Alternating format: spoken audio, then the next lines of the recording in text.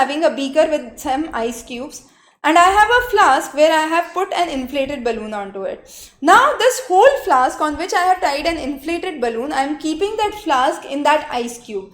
What would happen? So first of all, the most important thing is understanding what this experiment is about. Don't get confused that I am waiting for the ice to become water here and seeing the impact of the inflated balloon. No, I am just putting that flask with an inflated balloon in an ice cube container. So what would happen? The balloon would be sucked in the conical flask. And why would that happen? Because the volume of the air in the flask would reduce, and once the amount of air in the flask reduces, the inflated balloon would actually suck.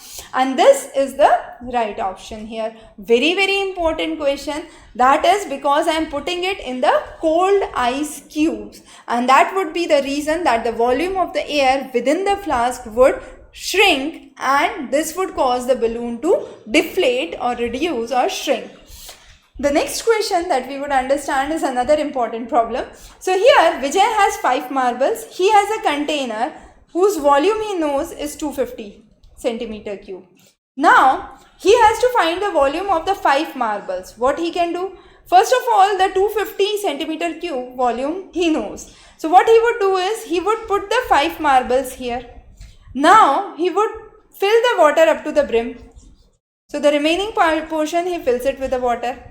Right? What he would do is he would pour this water back into another container, measure this amount and subtract that from 250. So 250 minus this amount x, whatsoever it is, would give you the volume of the 5 marbles. Right?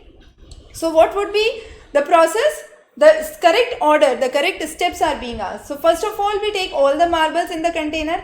Then we pour water, then we pour the water out into a measuring beaker and find the difference. So B, then D, then C and then A, right? So B, D, C and A. So B option becomes the correct option in this case.